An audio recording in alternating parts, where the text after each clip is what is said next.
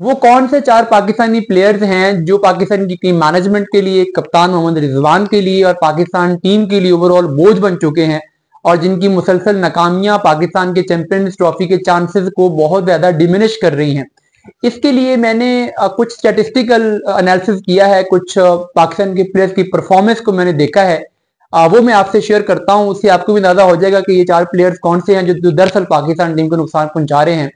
देखिए, ये जो परफॉर्मेंस मैंने अभी ली है, ये मैंने कोई पूरे करियर की परफॉर्मेंस नहीं ली कि जी बाबर आजम पिछले 10 साल से परफॉर्म कर रहा है तो चलो उसको खैर है। मैंने ऑस्ट्रेलिया के टूर से जो पाकिस्तान ने ओडीआई मैचेस खेले हैं, 3 ऑस्ट्रेलिया, 3 जिम्बाब्वे, 3 साउथ अफ्रीका और एक अभी न्यूजीलैंड से, इन 10 मैचेस की परफॉर्मेंस को मैं आपके सामने रख रहा हूं, क्योंकि इससे पहले पाकिस्तान ने वनडे मैच में बहुत लंबा गैप था, लास्ट वनडे वर्ल्ड कप के बाद पाकिस्तान ने यही मैचेस खेले हैं।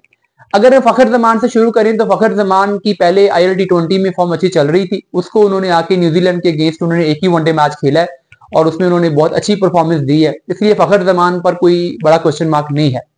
बाबर आजम का अगर हम देखें तो बाबर आजम ने इन 10 मैचेस में, ये जो अभी रिसेंट हुए हैं ओडीआई, इनमें बाबर आजम ने 238 रन स्कोर किए हैं और उनकी जो बैटिंग एवरेज है वो 48 की है। तो 48 की बैटिंग एवरेज किसी भी बैट्समैन के लिए बहुत अच्छी बैटिंग एवरेज है, कंसीडरिंग कि ये मैचेस कोई बहुत हाई स्कोरिंग तो नहीं थे,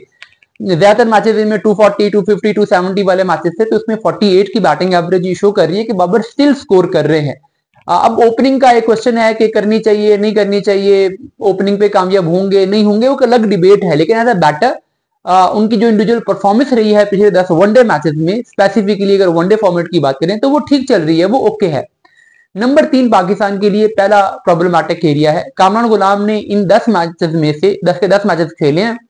उनकी 100 है जिम्बाब्वे के अगेंस्ट और 150 है साउथ अफ्रीका में। अब ये जो जिम्बाब्वे वाली 100 है, उस तरह का बॉलिंग अटैक तो उनको चैंपियंस ट्रॉफी में मिलने नहीं वाला, तो अगर हम उसको माइनस कर दें तो उनकी जो बैटिंग एवरेज बन रही है वो 16 की बन रही है। 10 वनडे मैचेस में से एक वो माइनस कर दो, 9 वनडे मैचेस में उनकी बैटिंग एवरेज 16 की है,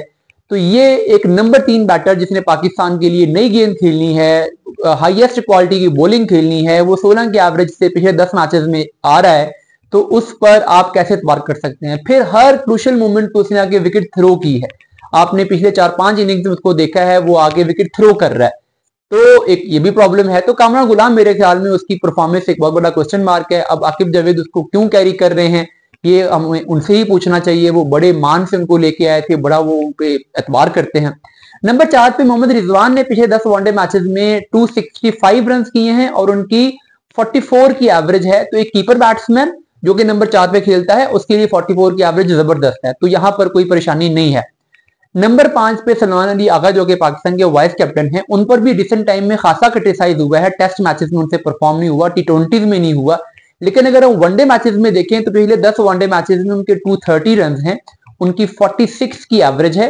और इसके साथ उन्होंने एक साउथ अफ्रीका में बहुत जबरदस्त मैच विनिंग नॉक भी खेली थी और साथ में उनकी 10-12 विकेटें भी हैं 10 वनडे मैचेस में। तो एज ऑलराउंडर अगर आप देखो, एज अ बैटर भी देखो, 40 की average, as allrounder 230 run 10 matches में 12 विकेटें, तो सलमान अली आगा ओडीआई में तो परफॉर्म कर रहे हैं, उन पे क्रिटिसाइज करना ओडीआई के लिए गैर मुनासिब है। उसके बाद अगर हम नंबर 6 पे आते हैं तो 6 पे पाकिस्तान ने पहले तैयब ताहिर को मैचेस दिए, इरफान न्याजी को मैचेस दिए, वो कोई बड़ी इंपैक्टफुल इनिंग्स नहीं खेल सके, छोटी छोटी कॉन्ट्रीब्यूशन की, लेकिन ऐसी कोई एक रिलायबल इनिंग्स नहीं खेल सके। अब सऊद शकील को पाकिस्तान लेके आ रहा है, बैटिंग ऑर्डर में शायद वो ऊपर 5-4 पे कहीं बैटिंग करेंगे, लेकिन उन्होंने भी वनडे वर्ल्ड कप के बाद बैटिंग की नहीं है पाकिस्तान के लिए ओडीआई में, तो इतने लंबे अरसे के बाद कमबैक कर रहे हैं, परफॉर्म करेंगे नहीं करेंगे तो क्वेश्चन मार्क है। तो ये हमारा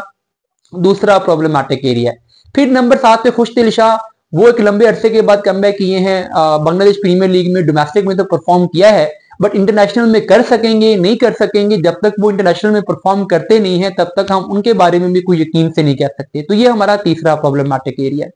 बॉलर्स में देखें तो शाहीन अफरीदी ने पिछले 10 में से 7 मैचेस खेले हैं, 17 विकेटें हासिल की है, 7 मैचेस में 17 विकेटें बेहतरीन है, उनकी बॉलिंग एवरेज तकरीबन 16 की बन रही है, उनका इकोनॉमी रेट 5.5 है, नई गेंद से भी आउट किए हैं तो जबरदस्त है। हारिस रऊफ ने 7 मैचेस खेले हैं, 10 मैचेस खेले हैं, 17 विकेटें ली हैं, 10 में 17 विकेटें भी अच्छी हैं, ऑस्ट्रेलिया से सीरीज जितवाई थी हमें, इकोनॉमी रेट 5.7 5.8 के करीब है, हारिस भी ठीक है। नसीम शाह प्रॉब्लमैटिक एरिया है चौथा, उन्होंने 7 मैचेस खेले हैं, 10 विकेटें हैं उनकी, 37 की बॉलिंग एवरेज है, 6 का इकोनॉमी रेट, तो ये एक बहुत बुरी परफॉर्मेंस है एक नई बॉल के बॉलर के लिए। इब्रार ने ओवरऑल 5 मैचेस खेले हैं, 12 विकेटें ली हैं, 4.5 का इकोनॉमी रेट है, 16 की एवरेज है, तो इब्रार भी ठीक है। लेकिन बॉलिंग में पाकिस्तान का जो वीक लिंक नजर आए हैं वो नसीम शाह नजर आए हैं।